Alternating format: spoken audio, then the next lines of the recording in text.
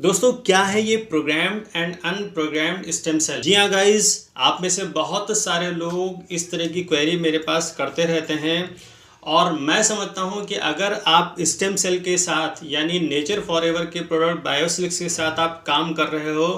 या फिर आप अपनी हेल्थ के लिए प्रोडक्ट को यूज़ क्यों ना कर रहे हो, तब भी ये पॉइंट आपके लिए बहुत ज़्यादा इम्पॉर्टेंट रोल प्ले कर सकता है। क्योंकि जितना आप प्रोडक्ट के बारे में, जितना इसके कॉन्सेप्ट के बारे में क्लियर होते रहोगे, उतना ज़्यादा इसके लिए आपका ट्रस्ट बिल्टअप होगा और इस इंफॉर्मेशन के थ्रू आप बहुत सारे लोगों की क्वेरी को भी सॉल्व कर पाओगे। तो चलिए गाइज, इस वेरी इंपॉर्टेंट पॉइंट को कवर करने की कोशिश करता हूँ मैं। तो सबसे पहले दोस्तों मैं आपको बताना चाहूँगा कि हमारा ये स्टेम सेल का जो काम करने का जो कॉन्सेप्ट है वो इससे पहले मैं कई वीडियोस में आपको बता चुका हूँ। इस एक बार बहुत ही शॉर्टकट में आपको फिर से मैं क्लियर करूँगा कि जब एक बच्चा पहली बार अपनी माँ के पेट से जन्म लेता है तो अपनी माँ के साथ वो अम्बिलिकल कॉर्ड के थ्रू कनेक्टेड रहता है, जिसे हम नाभि बोलते हैं। और बड़े बड़े डॉक्टरों ने एंड साइंटिस्ट ने इस बात को प्रूव किया है कि इस माँ की अम्बिलिकल कॉर्ड में पाए जाने वाले स्टेम सेल में वो पावर होती है कि वो एक छोटे से ब्लड के थक्के से बच्चे की जर्नी शुरू होती है। धीरे धीरे उसी के जरिए उसके ऑर्गन्स बनते हैं और धीरे धीरे बनते बनते पूरा बच्चा बन के तैयार हो जाता है और 9 महीने के बाद बच्चा पूरी तरह से डिलीवर हो जाता है। और इस सारे प्रोसेस में इस अम्बिलिकल कॉर्ड में जो स्टेम सेल पाए जाते हैं वो बहुत ही ज़्यादा पावरफुल रोल प्ले करते हैं उस बच्चे को बनाने से लेकर के सक्सेसफुली डिलीवर होने तक की। डॉक्टरों ने इस बात को भी प्रूव किया कि अगर इस अम्बिलिकल कॉर्ड को हम प्रिजर्व करा के रखते हैं तो आने वाले 20, 25, 30 सालों में बच्चे को अगर किसी तरह की कोई लाइलाज बीमारी हो रही है तो इस अम्बिलिकल कॉर्ड के थ्रू, इसमें पाए जाने वाले स्टेम सेल के थ्रू उस बच्चे का इलाज पूर्णतया संभव है। तो बहुत सारे लोगों ने इस अम्बिलिकल कॉर्ड को प्रिजर्व करा के अपने बच्चों के लिए रखा भी है, लेकिन यहाँ पे कुछ लूपहॉल ऐसे रहे, जैसे कि बहुत सारे लोग लैक ऑफ नॉलेज की वजह से यानी पता ना होने की वजह से बहुत सारे लोग इस अम्बिलिकल कॉर्ड को प्रिजर्व करा के नहीं रख पाए। और बहुत सारे लोगों को पता भी था, लेकिन ये एक वेरी एक्सपेंसिव प्रोसेस था जिसकी वजह से बहुत सारे लोग इसको चाह करके भी नहीं कर पाए। और सबसे बड़ी बात ये कि जिन लोगों को पता भी था और जो लोग अफोर्ड भी कर सकते थे, उन लोगों ने अगर इसको प्रिजर्व करा के रख भी लिया तो भी ये अम्बिलिकल कॉर्ड केवल उसी बच्चे के काम आ सकती थी जिस बच्चे के वो पेरेंट्स हैं। तो इसी थ्योरी को स्विट्जरलैंड के एक डॉक्टर फ्रेड जूली ने सीरियसली लिया। उन्होंने फाइनली कुछ ऐसे स्टेम सेल्स को ढूंढ निकाला, कुछ ऐसे फलों में, खास करके स्विट्जरलैंड में पाए जाने वाले ग्रीन एप्पल, रेड ग्रेप्स और कुछ ऐसे फलों को ढूंढ निकाला जिसमें कुछ इसी तरह के स्टेम सेल पाए जाते थे जो एक बच्चे की माँ के अम्बिलिकल कॉर्ड में पाए जाते थे। अब अच्छी बात उन्होंने ये फाइंड आउट करी कि इन फलों के स्टेम सेल हर तरह की ह्यूमन बॉडी के काम आ सकते थे। वहाँ पे कोई ऐसा क्राइटेरिया नहीं था कि केवल पर्टिकुलर इन्हीं इंसानों के काम आ सकते हैं, उनके नहीं। वो हर एक ह्यूमन बॉडी के लिए समान रूप से काम करने वाले स्टेम सेल्स को उन्होंने खोजा।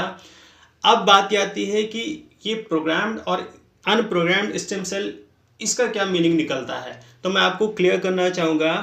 कि जो हमारी बॉडी में जो सेल्स होते हैं, जो प्रोग्राम्ड स्टेम सेल होते हैं, उनका आप कुछ इस तरह से डिफाइन कर सकते हो। जैसे हमारे हार्ट में भी सेल्स हैं, किडनी में भी हैं, लीवर में भी हैं, हमारी स्किन में भी हैं, लेकिन इनको नेचर ने कुछ इस तरह से डिज़ाइन किया है कि हार्ट का सेल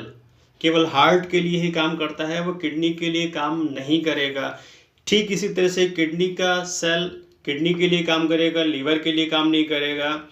तो कहने का मतलब ओवरऑल ये है कि हर पर्टिकुलर ऑर्गन्स के सेल्स उस पर्टिकुलर ऑर्गन्स को बेहतर तरीके से चलाने के लिए नेचर ने डिज़ाइन करके हमारी बॉडी में डाल रखा है। लेकिन जब बात आती है अनप्रोग्राम्ड स्टेम सेल की, तो जैसा कि नाम से ही जाहिर हो रहा है कि यहाँ पे किसी तरह की कोई प्रोग्रामिंग नहीं करी गई है। उसको ऐसा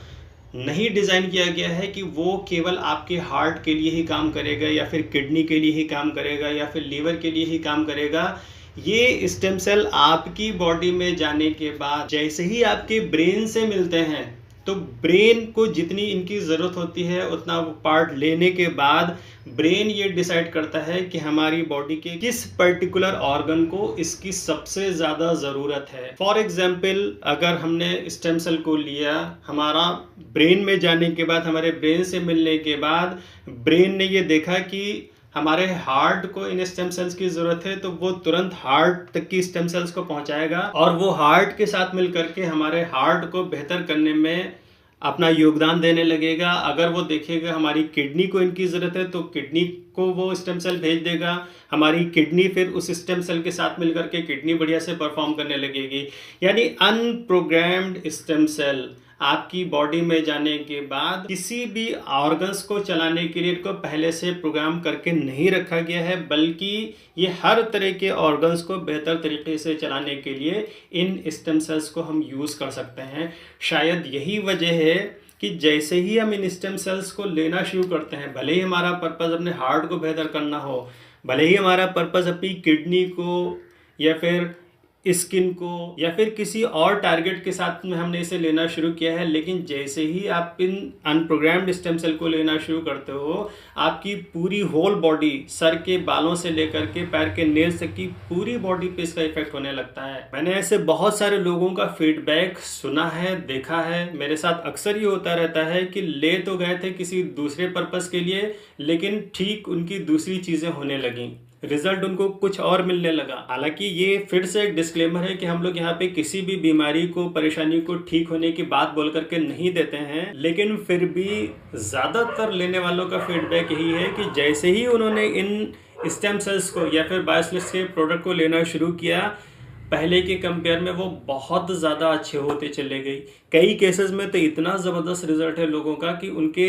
डॉक्टर तक की हैरत में पड़े हुए हैं कि इतना मिरेकल चेंजेस आपके अंदर इतनी जल्दी कैसे आ सकता है। तो मैं समझता हूँ फ्रेंड्स कि इस वीडियो को देखने के बाद आपकी ये प्रोग्राम्ड और अनप्रोग्राम्ड स्टेम सेल को समझने वाली क्यूरियोसिटी पूरी तरह से ख़त्म हो गई होगी।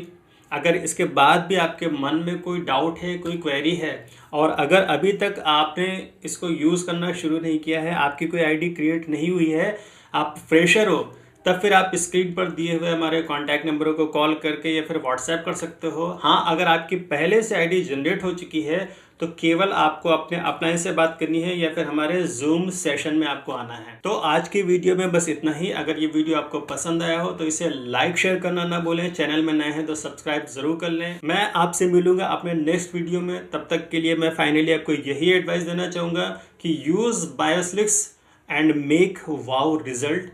Bye bye.